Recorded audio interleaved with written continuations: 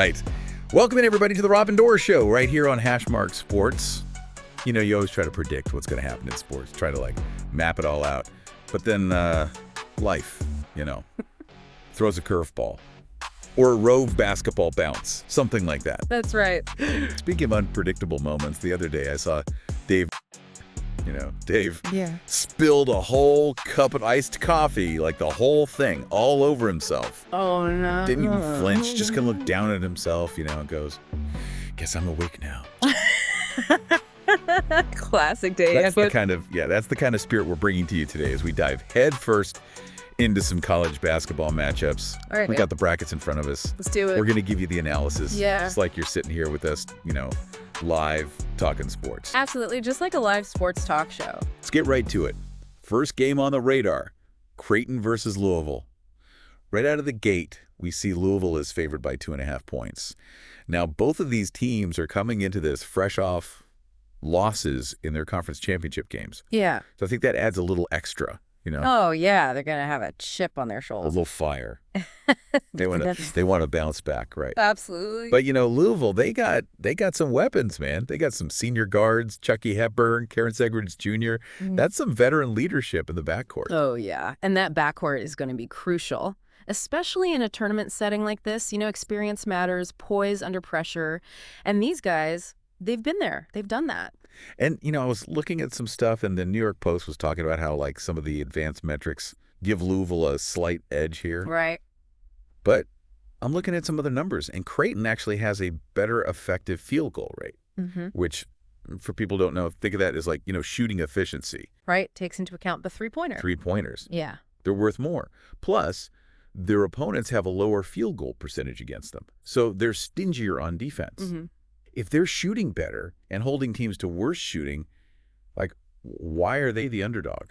Well, that's the thing, there's so many different ways to look at a team and analyze them. And those numbers you mentioned, those are great indicators of overall quality. But some of these advanced metrics, they go deeper. They take into account things like strength of schedule, the quality of wins, how a team performs in specific situations. Well, so it's not just they won this many games, they lost this many. It's well, who did you beat? Exactly. Who did you beat? How did you beat them? Were you down? Did you come back?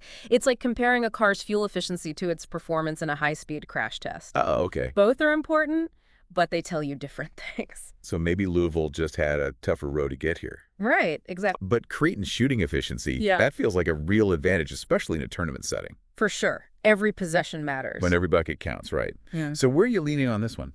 Well, you got to weigh those different factors, right? Louisville, experienced guards, got that slight edge in the analytics. But Creighton, they can shoot the lights out, and they play some tough D. For me, got to go with Creighton. I think they win this one outright. I'm with you. That spread, I don't think it's enough. Yeah. Creighton money line, baby. Let's move on to our next matchup. Purdue, big favorite here, 7.5 points against High Point. That's a pretty significant spread. It is. It is. The cover, right? It is a big number. But Purdue, they have a history of coming out strong. Yeah, okay. I was looking at some stats, and Coach Matt Painter, strong record in these opening round games, the round of 64. 12-4 against the spread, 12-4. That means they've covered that point difference, more often than not. 12-4. That's That's a statement. That's a statement. That's impressive. That's huge. Yeah. So it sounds like Purdue, under Coach Painter, they know how to come out strong and take care of business, right? Yeah, and you got to think, High Point, they're going to have their work cut out for them. Oh, yeah. Going up against that kind of experience and that kind of record. Feels like Purdue's covering this one. I got to agree with you. Purdue, -7.5. All right. Next up, we got Wisconsin going up against Montana. Total points line for this game is set at 153. Now, Wisconsin, they're known for a slower, more methodical pace of play, right? Oh, yeah. They control the ball. Grind it out. They play tough defense. Tough defense. And Covers.com was talking about how Wisconsin's games, historically, they tend to be a little bit lower scoring. Yeah, like a chess match on the court. Every move is calculated. Yeah. They don't really get into those high-scoring shootouts. So even if both teams are scoring, I'm thinking that 153 is a little high. Yeah, especially if Wisconsin can dictate that tempo, that slower, more controlled tempo. I'm feeling the under here big time. Yeah, I got to agree with you. The data supports it. Under 153. All right, let's keep this train rolling. Next on our list is Houston. Huge favorite here, 28.5 points against SIU Edwardsville. Now, that is a huge margin to cover, especially in a tournament game, It is a substantial spread, you're right about that. Anything can happen. But historically speaking, teams favored by 20 or more points in this round, they've covered that spread about 51% of the time. So just over half. Yeah, so it's not, it's not a guarantee by any means, Right. but it's not as far-fetched as you might think. So it's almost like a coin flip, Pretty much, yeah. historically speaking, but still. Yeah. 29 points in a tournament setting, I don't know. Yeah, it's risky, but, Houston, they're a dominant program. They're really good. They're consistently a top team in the country. Mm-hmm. And in these opening round games, they really look to make a statement. Yeah. So You thinking Houston covers? I am. Houston minus 28.5. Wow, bold pick. All right, next up we have Alabama State as a huge underdog, 32.5 points against Auburn. That's a mountain to climb. It is a very significant spread. In any basketball game, let alone March Madness. For sure. But historically, teams in that position, down 30 plus, they've covered about 39% of the time. So not great odds. Not great. But there's a glimmer of hope there. It's a glimmer, right? For Alabama State backers, but Auburn is really strong. They are. What's your take? Well, Auburn is the better team, no doubt. But that massive spread and that little historical nugget, that makes Alabama State plus the 32.5 an interesting pick. Interesting. Sometimes just keeping it close is a victory for the underdog. For sure. For sure. Okay, moving on. Clemson, 7.5 point favorite against McNeese. Now, I've been hearing some buzz, some chatter out there about McNeese. Potential upset candidate, maybe at least a team that can cover that spread. They've had a really strong season. Yeah, they've been playing well.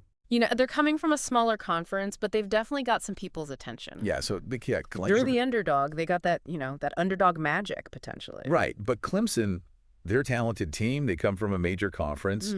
7.5 points in the first round. That's not insurmountable. So Clemson's still the favorite for a reason. Absolutely. But McNeese could cover. What are you thinking? McNeese might be a popular pick to keep it close, maybe even pull off the upset. Yeah. But I think Clemson, their talent and experience in these big games, it's going to win out. I'm taking Clemson minus 7.5. Okay, I like it. Let's talk about a game that could have some serious offensive fireworks. We've got BYU going up against VCU. The total points line here is 147.5. That's pretty high. Both of these teams, they love to score, right? Oh, absolutely. BYU, VCU, they can put up points in a hurry. They like to push the pace, get out in transition. They got shooters inside, outside. They can fill it up. Yeah, so this is one of those games, could be back and forth. Could be a track meet. Yeah, high scoring. Yeah, a lot of points. I'm liking the over here. 147.5. What do you think? Yeah, with the offensive firepower and the way these two teams play, I got to agree with you. Over a 147.5. All right. Georgia, 6.5 point underdog against Gonzaga. Yeah. Now, Gonzaga, they have that history, that reputation, Their power. tournament powerhouse. Yeah. Always making deep runs. But Georgia, they've been playing some pretty good basketball down the stretch here. They have. Gonzaga, you got to respect that tournament pedigree. For sure. Track record speaks for itself. But Georgia, they've shown flashes of brilliance this year. And 6.5 points, it's not a huge number. Yeah. I could definitely keep this game close. So it's established dominance versus hot, coming in hot. Exactly. You think Georgia can cover? I do. I think they can keep it close. Georgia plus the 6.5. Okay, I like it. Tennessee versus Wofford. Total points line here is 133.5.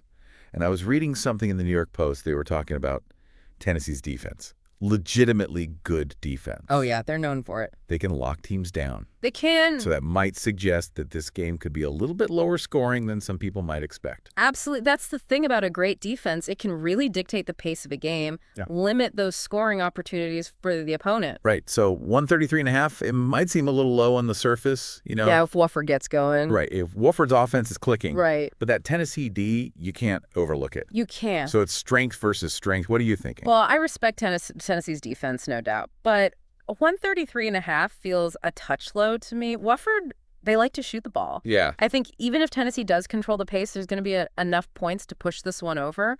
I'm going over 133.5. All right. Arkansas, 5.5 point underdog against Kansas. Now, there's some big news surrounding Arkansas, right? Oh, yeah. The potential return of their guard, Boogie Fland.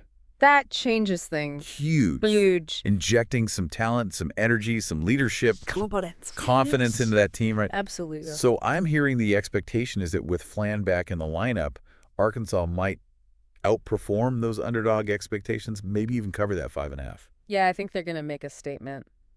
Prove that they belong here. Yeah. So the return of just one player One player can make a huge difference. can change the whole game. So are you on the Arkansas money line? Betting on them to win straight up. Yeah, the return of Flan, it's a game changer. I think they not only cover, I think they win the game. Yeah. Arkansas money line. Wow. Big pick. I like it. All right, let's take a look at Yale. 7.5-point underdog against Texas A&M. Now, Yale, they're coming from the Ivy League. Yeah. But they got some strengths, right? They do. They can shoot the 3-ball really well. Yeah. And they're surprisingly good at forcing turnovers. So they're creating extra possession. Exactly. It's huge. And that's a classic recipe for an underdog to cover. Especially against a big team like a Texas A&M. For sure. So hot shooting, create those turnovers. They could hang around. Absolutely. You leaning towards Yale? Yeah, I like their chances to cover. Yale plus the 7.5. All right. Drake. 6.5-point underdog against Missouri. Now, Drake has built a reputation for playing some really tough defense. Oh, yeah. One of the best in the country. They don't give up a lot of points. Nope. They make you work for everything. And that can be a real equalizer, Oh, yeah. especially in the tournament setting. Especially against a team like Missouri that likes to score. Right. So that defense can keep him in the game, maybe even win the game. I think so. Are you taking Drake just to cover, or are you thinking money line? You know what? I love that defense. I think they can win this game outright. Give me Drake money line. Wow. All right, UCLA, 5.5-point favorite against Utah State. Now, UCLA playing in the Big Ten, they've seen some tough physical games. Oh, the Big Ten? That's a grind. They've been battle-tested. Absolutely. Their defense is ranked top 5 in the country. And they're great at forcing turnovers. They create those live ball turnovers, lead to easy baskets. So they're disruptive. Oh, yeah. You think UCLA covers? I do. UCLA minus 5.5. Okay, St. John's taking in Omaha. The total points line for this one is 148.5. Now, St. John's heavy favorite here, 18.5 points. Yeah, they're expected to win big. And their coach, Rick Pitino, he's got a pretty impressive track record. Oh, Coach Pitino, he knows how to win in March. Especially in those opening round games. Yeah, his teams always come out focused, ready to go. So with St. John's likely to control this game, what are you thinking about that total, 148.5? I think they're going to win big, and I don't think they're going to need to score a ton of points to do it. Yeah. So I'm actually going to go under on this one. Under 148.5. Okay, Michigan, narrow 2.5-point favorite against UC San Diego. Michigan, they're coming into this fresh off a Big Ten championship, so they got to be feeling good. Oh, yeah, they got all the momentum. All the momentum. Big Ten champs, that's impressive. And their offense, I mean, they can really score the basketball. They can light it up. So you thinking they cover that spread? I do. I think they carry that momentum right into this game. Yeah. Michigan minus the 2.5. All right. Last but not least, UNC Wilmington, big underdog here, 14.5 points against Texas Tech. Texas Tech's the favorite, no doubt. Yeah. But can UNC Wilmington keep it close? That's the question. That's the question. Texas Tech is a good team, Mm-hmm. but 14.5 points in the tournament, that's a lot to cover. And UNC Wilmington's going to come out fighting. Yeah, they're not going to just roll over. No, they're going to want to make a statement. So Texas Tech should win, but that spread is big. What are you thinking? It's a tough one, but I like UNC Wilmington to cover. Plus the 14.5, you never know what can happen in March. That is so true. All right, what a whirlwind. That was something. We just blitzed through all those games, Yeah. gave you our analysis, our picks, just like you'd expect right here on The Robin Dorr Show, Hashmark Sports. It's going to be an exciting tournament, that's for sure. Oh, absolutely. So many great matchups, so many storylines. And, we're always looking for those bracket busters, right? Gotta love those upsets. That's what makes March Madness so much fun. Well, that brings us to the end of our show, but That's a good one. always a pleasure, my friend.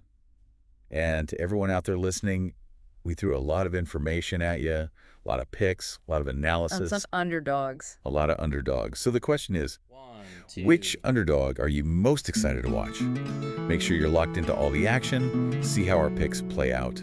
We'll be back next time with more.